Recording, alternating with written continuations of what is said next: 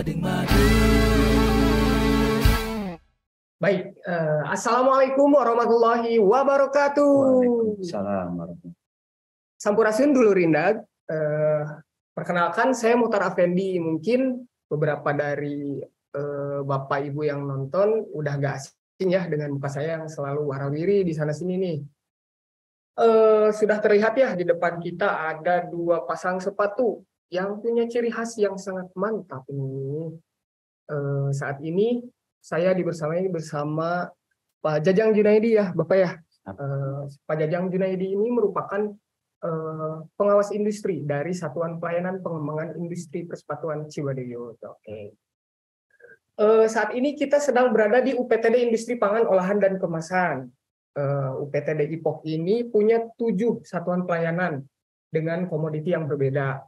Nah, saat ini kita akan memperdalam terkait industri persepatuan ya Pak ya, mungkin begitu. Sampurasun Bapak. Rampes Kang Muhtar. Ya, bagaimana Bapak kabarnya? Alhamdulillah. Gimana Pak nih perjalanan tadi dari Cibaduyut ke IPOK? Alhamdulillah sih kalau Jumat cukup lancar. Okay. Cuman kalau sore sih ya tuh lumayan ya. Iya, jam-jam segini teh jam-jamnya ngantuk ya Pak ya. Betul. Dan matahari teh aduh sedang terik-teriknya ini teh. Baik dulur Indah, kita langsung aja ke pembahasan sepatunya ya. Yang pertama ini mungkin bagaimana sih ini sepatu dari Cibaduyut ini bisa menjadi sebuah ikon gitu dari Cibaduyut gitu Pak. Awalnya teh terbentuknya teh sentra Cibaduyut ini tuh seperti apa sih? Boleh Pak minta tolong diceritakan seperti apa? Oke, terima kasih Kang Muhtar, dulur Indah semua. Salam sehat semua ya. Ini sedikit informasi ya, berbagi informasi sejarah tentang kenapa sih Cibaduyut menjadi sentra sepatu. Dari informasi dan literasi yang didapatkan, dimulai dari sekitar tahun 1920-an Kang Muhtar ya, dulu Indah, itu diawali oleh adanya industri sepatu di Kota Bandung. Kemudian para pekerja tersebut tinggal di sekitaran wilayah Cibaduyut. Kemudian para pekerja itu di sela-sela mengisi waktu aktivitas pekerjaan dia di industri sepatu, di rumahnya itu membuat sepatu. Jadi mereka mengisi waktu gabut mereka meren ya Pak. Betul. Jadi ya daripada nongkrong tepuguh, mungkin nggak zaman sekarang ya banyak kafe atau tempat nongkrong. Kalau dulu mungkin terbatas. Akhirnya mereka itu sebenarnya keren ya, produktif. Mengisi waktu selangnya itu dengan memproduksi sepatu. Betul, gitu ya. Dibantu oleh anggota keluarganya. Kemudian setelah jadi mereka pajang sekitar rumah-rumah mereka. Dan alhamdulillah Kang Muhtar, ketika itu sambutan masyarakat ya sangat positif. Hingga akhirnya masyarakat lain yang tadinya mungkin petani atau sektor lain tertarik untuk mempelajari ya. Wah, cukup menarik. Akhirnya mereka banyak belajar, akhirnya alhamdulillah hingga menjadi sentra sepatu. Seperti itu mungkin. Oke. Nah, Bapak sendiri kan sekarang posisinya dari Satuan Pelayanan Cibaduyut ya Pak ya, persepatuan. Nah, boleh diceritain nggak Pak awal mula terbentuknya Satpol Cibaduyut itu seperti apa sih? Oke, begini. Adanya UPT atau Satuan Pelayanan itu karena adanya sentra. Ya, seperti yang tadi host sampaikan ya, ada beberapa di Jawa Barat itu komoditi, dan di situ ada UPT atau Satpal. Seperti di Sumedang untuk kayu, Rotan di Cirebon, di Majalaya tekstil, Garut penyamakan kulit. Nah, salah satunya di Cibaduyut. Kenapa ada UPT? Karena ada sentra sepatu. Awalnya itu sekitar tahun 1978 ya. Industri sepatu itu cukup luar biasa dikenal oleh nasional bahkan ke mancanegara. Akhirnya Kementerian Perindustrian waktu itu dengan programnya CSR, Sentra Service Facility itu, untuk memberikan bantuan pelayanan ya kepada para pengrajin untuk membantu produksi. Kemudian pada tahun 1980-an Kementerian Perindustrian juga dengan digulirkannya DIPIK, ya. hingga akhirnya membentuk UPT, unit pelayanan teknis, yang situ fungsinya adalah memberikan pelatihan, memberikan bantuan layanan pengembangan teknologi alas kaki dan bahan kulit lainnya, dan pembinaan ya, meningkatkan kemampuan para pengrajin. Seperti itu, Kang Mutar. Oke, Bapak, menarik sekali ya. Mungkin untuk lokasinya, Pak, Satpol Cibaduyut sekarang ada di mana sih? Baik. Oh ya, untuk informasi ya, mungkin ada beberapa dulu-dulu kita yang masih belum tahu ya. Ya, betul. Jadi Satpol Pelayanan Persepatuan Bandung ini ada di Jalan Raya Cibaduyut nomor 150. Jadi posisinya itu di antara Tugu Sepatu sampai belakang itu pas tengah-tengah. Seperti itu, sebelum TPRI. Iya. Itu Kang Mutar. Mungkin kalau sekarang mah dari lampu merah yang kolong flyover itu. Sebelumnya, Pak, ya? betul. Lanjut ya Pak ya ke pertanyaan selanjutnya. Mungkin tadi Bapak teh udah ngejelasin juga fungsi Satpol kayak gitu-gitu. Terus yang saya tangkap itu di Satpol Cibaduyut itu lebih dominan itu layanan mesinnya ya Pak ya. Betul sekali. Di layanan mesin itu teh ada apa aja sih Pak? Baik, terima kasih Kang Mutar. Di Satpol itu layanan teknologi itu ada mesin sulas, itu untuk master ya, bikin master sepatu, ada mesin seset, mesin potong, pons, mesin jahit, dan emboss. Baru itu sih yang ada di kami, dan itu adalah salah satu yang pokok ya di dalam proses pembuatan sepatu. Betul. Oke. Nah, gini nih Pak, kalau misalkan nih saya memposisikan saya sebagai masyarakat atau kaum muda atau IKM gitu ya, yang ingin menggunakan atau mendapatkan jasa layanan di Satpol Cibaduyut, alurnya tuh kayak gimana sih Pak? Syaratnya apakah sulit atau gimana gitu? Baik, terima kasih. Informasi juga nih buat teman-teman atau para masyarakat ya. Sangat mudah sekali, Kang Mutar. Sangat luar biasa mudah. Nggak ada syarat malah sama sekali ya. Mungkin hanya membawa bahan ya. Membawa bahan baku yang akan kita proses. Kemudian untuk didaftarkan. Kemudian nanti di kami, di Satpol, akan melakukan apakah ini bisa diproses atau tidak. Karena ada beberapa komponen atau bahan yang tidak bisa diproses.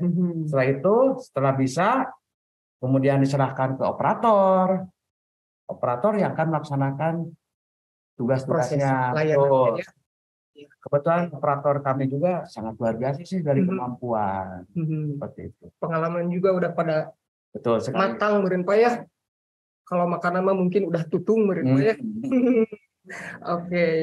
Nah, kalau saya lihat nih salah satu produk kebanggaan dari Cibaduyut ini tuh salah satunya adalah sepatu yang ini ya Pak ya. Dengan merek ortodoks. Dan saya juga pernah bincang-bincang sedikit dengan salah satu operator di Cibaduyut bahwa ortodoks ini dulu dia itu industri rumahan kecil ya Pak ya. Dan sekarang ortodoks ini bisa dikatakan cukup sukses ya dengan berjualan di online, memanfaatkan teknologi di Instagram seperti itu ya. Dan saya lihat cek di Instagramnya itu dia kayak menjual retail sampai ke luar negeri gitu. Nah, dari kasus ortodoks ini, di sisi lain itu banyak IKM yang mengalami kayak kesulitan gitu Pak. Nah, tanggapan Bapak bagaimana sih? Tantangan apa sih yang saat ini sedang dihadapi oleh IKM, masyarakat, ataupun Satpol Cibaduyut sendiri? Baik, luar biasa pertanyaan nih Kang Mutar. Saya sampai merinding. Jadi sedikit berbagi ya, setelah saya bertugas di Satuan Pelayanan itu, kemudian saya itu keliling ya Pak, keliling ingin memahami kondisi sentra Cibaduyut. Dan alhamdulillah ya, di samping mungkin ya, sekarang itu Cibaduyut itu udah lesu ya, image-nya pun udah agak negatif ya. Nah, waktu itu saya dengan teman-teman, malah Kang Mutar waktu itu ikut juga ya. Kita keliling ke para pengrajin dan akhirnya ya seperti ini ya. Di dunia persaingan ekonomi seperti ini sekarang ini ya, bagaimana orang atau pengrajin yang bisa memanfaatkan kemajuan teknologi informasi, dia akan luar biasa. Contoh salah satu ortodok ya. Iya. Sebenarnya ini salah satu, sebenarnya banyak sih. Iya, betul. Ada Sagarabu, ada Rabu, Brodo. Iya. Tuh, salah satunya itu. Nah, kita kebetulan karena ortodok masih ada di wilayah sentra Cibaduyut. Sebenarnya ortodok itu dia baru hanya punya merek. Iya. Mungkin kalau diklasifikasi ya, masuknya industri mikro, Pak. Kenapa? Karena dari prasarana yang dia punya, dari SDM yang ada, luar biasa. Tapi itulah kelebihan para pengrajin di Cibaduyut, sangat luar biasa. Dia itu udah ngejualnya ke internasional. Dia udah main dolar. Iya. Saya juga lihat di Instagramnya seperti itu. Betul. Karena ya gini ya, tantangan para pengrajin sekarang itu lebih ke memasarkan produknya. Iya, betul. Itu mungkin teman-teman di bidang perdagangan ya. Karena kebetulan saya di bidang industri dan mungkin harus ada kolaborasi. Bagaimana nih supaya sentra Cibaduyut itu berkolaborasi, di samping memproduksi juga membantu untuk memasarkan. Karena ortodok bisa dia memanfaatkan medsos ya, dia jual online, memanfaatkan itu. Sebetulnya banyak Pak Kang Mutar ya, pengrajin yang luar biasa produknya, tapi dia tidak bisa memanfaatkan kemajuan. Seperti itu Pak. Jadi pemanfaatan teknologinya masih kurang. Tuh hanya mengandalkan offline. Sedangkan ya mungkin sekitar perubahan paradigma masyarakat kita ya, mungkin lebih ke online. Iya, betul. Lebih simpel, lebih. Itu sangat membantu sih kalau udah menguasai di digital marketnya. Ya, seperti itu. Nah, dengan masalah atau tantangan yang sedang dihadapi sekarang, Pak, ada nggak sih harapan gitu, sedikit harapan dari Bapak ke depannya itu akan seperti apa? Harapan ya, kalau harapan saya pribadi sebagai yang ditugaskan di Satuan Pelayanan Cibaduyut yang di lingkungan industri sepatu, saya bercita-cita ingin mendorong Pak. Karena gini ya, industri sepatu itu sangat luar biasa sebetulnya, mempunyai potensi. Karena ya Kang Mutar, kalau jujur punya berapa pasang nih di rumah? Berapa pasang ya? Saya nggak terlalu banyak juga sih Pak. Rata-rata lebih dari satu ya. Tapi lebih dari satu. Betul. Terus saya itu bercita-cita, berkeinginan mendorong generasi muda yang mempunyai kreativitas cukup luar biasa yang tanpa batas ya, dan didukung oleh kemampuan dia di bidang teknologi informasi, itu sangat luar biasa sebetulnya. Kenapa? Karena sekarang begini, ketika kita bisa sesuatu yang bagus ya, terus kita bisa memanfaatkan, maka akan viral. Seperti itu. Saya ingin ya mendorong untuk bertumbuh kembang di bidang industri sepatu. Karena salah satu kekurangannya, kesulitan para pengrajin mencari sumber daya, SDM. Karena ya saya pernah ngobrol ya dengan salah satu tokoh. Dia pelaku di industri sepatu. Cukup sukses, tapi dia kesulitan meneruskan meregenerasi usaha dia. Jadi anaknya itu punya 6, semua kerja di sektor formal. Iya. Padahal kalau saya ya lihat beliau itu luar biasa, mendidik 6 anak, bersekolah, tingkat ekonominya cukup luar biasa bagi saya. Menurut saya itu cukup bisa membanggakan, tidak menarik gitu.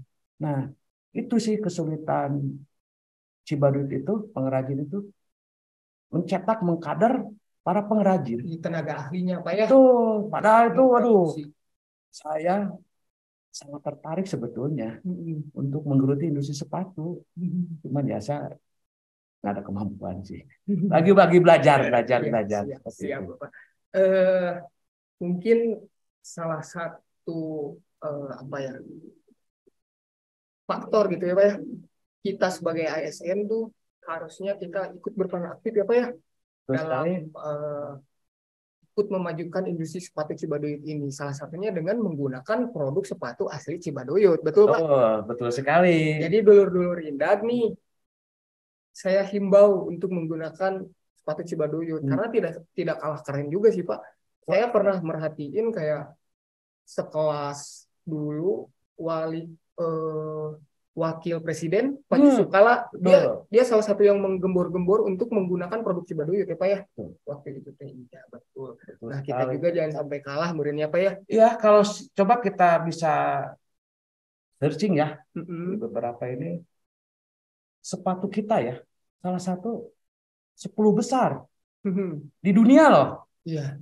Kita itu kalau bisa dikatakan ya maka diakui kita itu sekelas Red Wing, Timberland, gitu kita tuh keren loh.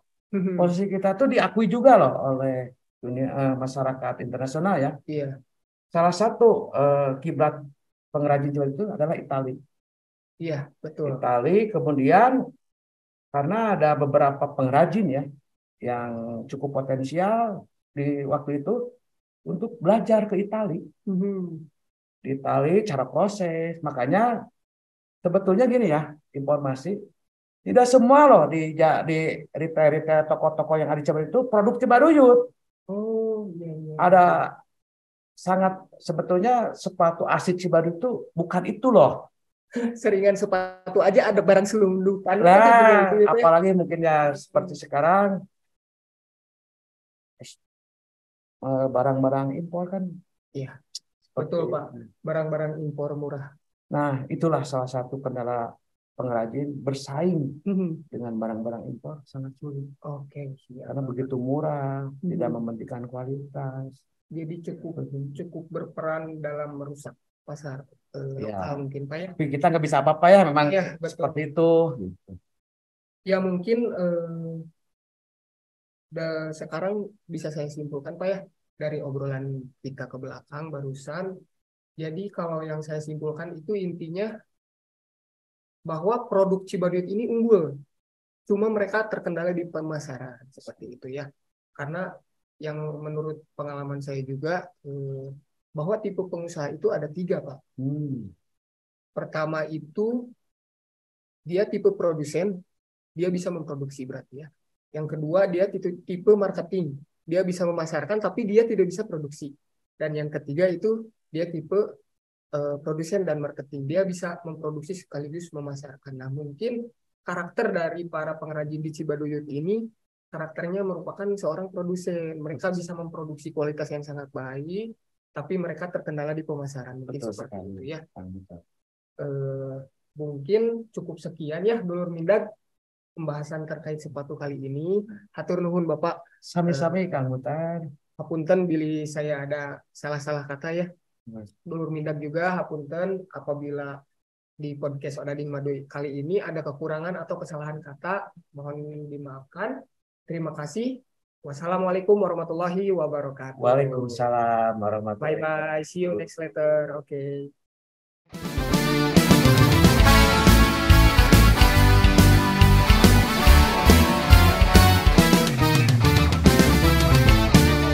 Odading Madu.